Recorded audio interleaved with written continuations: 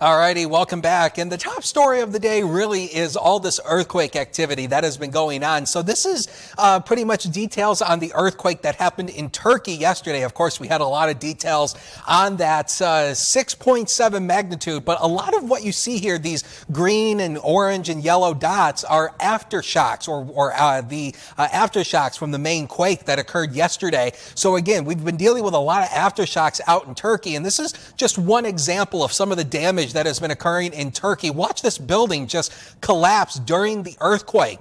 I mean, you know, that is just absolutely horrific stuff to watch. And again, you can actually kind of see the building kind of shaking before it ultimately collapsed, and there it goes. And I mean, you know, this is just frightening stuff to look at, folks. And I mean, you know, there's been a lot of devastation out there. I mean, you know, some of the stuff I've seen online, it looks like a war zone out there in Turkey and some parts of Syria. I mean, it is just nasty out there. But of course, we have the Buffalo earthquake, so let's zoom you right into that. This was the 3.8 magnitude earthquake that happened this morning, centered in West Seneca, which, again, if you're not too familiar with the Buffalo area, West Seneca is a eastern and southern suburb of the city of Buffalo. It kind of sits right about in here between Amherst and Cheektowaga. That's kind of where it sits. And this is a video of the earthquake here as it kind of racks back around.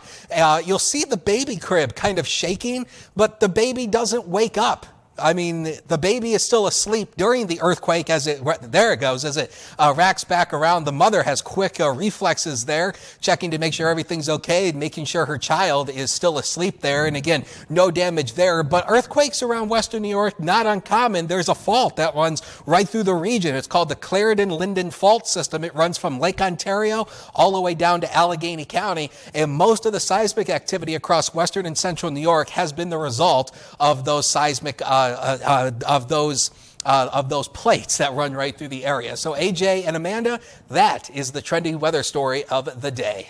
Sure is. Thanks, Dakota. Yeah, I would have been sleeping right through that just like that, baby. I live next to UPMC Hammett, so yes, I'm used to the helicopters coming down. So pretty blind to that one. Yeah, interesting story today.